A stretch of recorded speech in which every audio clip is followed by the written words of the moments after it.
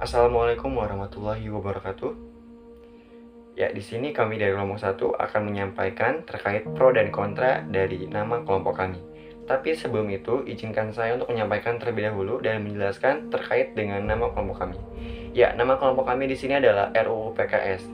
Jadi, rancangan Undang-Undang Penghapusan Kekerasan Seksual atau biasa disingkat dengan RUU PKS ini adalah rancangan undang-undang di Indonesia mengenai kekerasan seksual. RUU ini mencakup mulai dari pencegahan, kemudian pemenuhan hak korban, pemulihan korban, hingga mengatur tentang penanganan selama proses hukum. RUU ini diusulkan pada tanggal 26 Januari 2016. Komnas Perempuan menyerahkan naskah akademik RUU PKS ini ke Dewan Perwakilan Rakyat Republik Indonesia atau biasa disebut dengan DPRD pada tanggal 13 Mei 2016. RUU PKS ini dimasukkan ke dalam Prolegnas Prioritas pada tanggal 6 Juni 2016. Namun, RUU ini ditarik dari Prolegnas Prioritas pada tanggal 2 Juli 2020. Kemudian, pada tahun 2021 ini, RUU PKS ini telah resmi masuk ke dalam Program Legislasi Nasional atau Prolegnas. RUU ini masuk ke dalam Prolegnas pada akhir Maret 2021. Setelah sebelumnya sempat dikeluarkan pada tahun 2020, data Komnas Perempuan, sepanjang tahun 2020 tercatat sebanyak 4.849 orang yang mengalami kekerasan seksual. Nah, rancangan undang-undang penghapusan kekerasan seksual ini atau RUU PKS ini sampai detik ini belum juga disahkan. Padahal sudah diusulkan oleh Komnas Perempuan semenjak tahun 2012 dan naskah akademiknya oleh DPR pada tahun 2000. Nah, dari beberapa ulasan atau beberapa penjelasan yang telah tadi saya sampaikan, timbullah pro dan kontra dari adanya RUU PKS ini. Baik, di sini saya akan menyampaikan bahwa RUU PKS ini saya sangat setuju ketika RUU PKS ini disahkan. Karena RUU PKS ini merupakan kebijakan yang dinilai banyak pihak dapat mencegah atau mengurangi kekerasan seksual karena dalam substansi kebijakan, kemudian dari segala aspek itu, baik dari aspek pidana, kemudian aspek pemulihan, dan upaya penghapusan kekerasan seksual. Berdasarkan data Sistem Informasi Online Perlindungan Perempuan dan Anak atau biasa disingkat dengan Simfoni PPA, berdasarkan sumber yang saya baca terhitung sejak Januari hingga 24 Juli 2020, menurut pelaporan kasus kekerasan terhadap perempuan dewasa sebanyak 3.020 dengan 3.059 korban. Sementara kekerasan seksual pada anak berjumlah 2.556. Hal ini terbukti maraknya kasus kekerasan yang terjadi dan menjadi latar belakang akan adanya rancangan undang-undang penghapusan kekerasan seksual ini atau biasa disingkat dengan RUU PKS. Oleh karena itu, akibat beberapa persoalan tersebut menjadikan urgensi untuk segera disahkan. Mungkin itu tadi adalah statement terkait RUU PKS ini, yang dimana saya mendukung tentang adanya RUU PKS ini, dan kemudian akan dilanjutkan oleh rekan-rekan saya. Saya sangat setuju dengan disahkannya rancangan undang-undang penghapusan kekerasan seksual karena dapat membantu para korban memproses ke arah hukum, dan banyak sekali pelaku yang justru berasal dari anggota keluarga.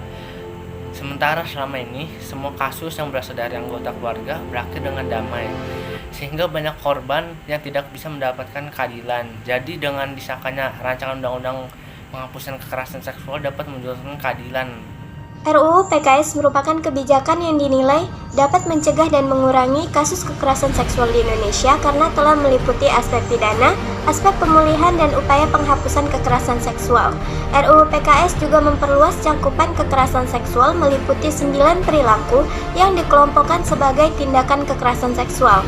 RUU PKS juga berbicara mengenai hukum acara pidana yang berkaitan erat dengan sikap penegak hukum terhadap korban. RUU PKS juga merupakan kebijakan yang dapat memberikan perlindungan dan pemulihan korban, termasuk dengan melibatkan peran masyarakat dan tokoh daerah. Kedua aspek ini dapat mengedukasi masyarakat terkait tindakan kekerasan seksual. Oleh karena itu, RUU PKS harus segera disahkan demi mengurangi kasus kekerasan seksual di Indonesia. Saya setuju dengan diberlakukannya RUU PKS, dikarenakan dengan diberlakukannya RUU PKS, korban pelecehan seksual mendapatkan perlindungan secara langsung. Dalam pasal 88 ayat 3 pada RUU PKS menjelaskan bahwa pelaku korban pelecehan seksual mendapatkan rehabilitasi. Sehingga dengan adanya rehabilitasi tersebut, korban pelecehan seksual di Indonesia dapat berkurang. Menurut saya, RPKS itu sangat penting dan sangat diperlukan, apalagi di masa pandemi seperti saat ini. Menurut Ibu Maria Wolfah, Komisioner Komnas Perempuan, selama pandemi COVID-19 ini berlangsung, kekerasan berbasis gender cyber di tahun 2020 mengalami kenaikan sebanyak 329 kasus dibandingkan tahun sebelumnya. Hal ini menjelaskan betapa pentingnya RUU PKS. Kontra yang dihasilkan dari RUU PKS ialah masyarakat masih memiliki anggapan bahwa dengan undang-undang saja belum cukup untuk menghapus kekerasan seksual yang terjadi di masyarakat. Oleh karena itu, perlunya ada upaya preventif atau tindakan nyata pencegahan dari hulu ke hilir yang dilakukan untuk membantu sepenuhnya agar kekerasan seksual dapat diminimalisir. Contohnya, perlu diadakan pendidikan reproduksi sejak dini bagi anak-anak, peningkatan keharmonisan keluarga, dan kemandirian ekonomi. RUU PKS banyak menuai persepsi miring, seperti yang dilihat dari judulnya. Penggunaan istilah kekerasan dalam RUU penghapusan kekerasan seksual saja sudah problematis, karena judul akan mempengaruhi substansi undang-undang itu sendiri. Selain itu, RUU PKS berpotensi melegalkan LGBT. Dalam pasal 1 ayat 1 yang termasuk kekerasan seksual ialah hinaan, serangan terhadap hasrat seksual seseorang. Tidak ada penjabaran lebih lanjut mengenai frasa tersebut dalam lampiran penjelasan. Kontra terhadap RUU PKS. Yang pertama, RUU PKS sebenarnya tidak diperlukan sebab materi muatannya sudah ada di undang-undang seperti Undang-Undang PKDRT dan KUHP. Dan yang kedua, RUU PKS ini tidak menghormati Pancasila karena tidak mencantumkan asas ketuhanan yang Maha Esa. Yang ketiga, RUU ini menyusupkan pemikiran asing yang bertentangan dengan budaya bangsa. Akan memaparkan kontra dari RUU PKS. Materi hukum RUU PKS tidak sejalan dengan kebutuhan hukum masyarakat Indonesia, tidak searah juga dengan sistem hukum nasional Indonesia dan sistem hukum pidana nasional Indonesia.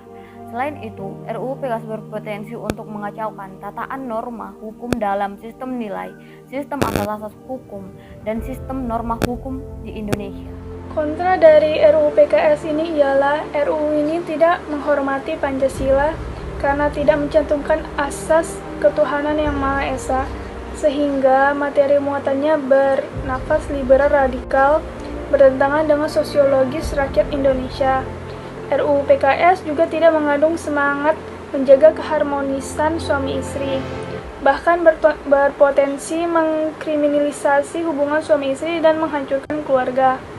Selain itu, diterangkan dalam pasal 17 tersebut tidak menghormati aturan agama Islam tentang perkawinan, sebab memidanakan perkawinan usia di bawah 18 tahun.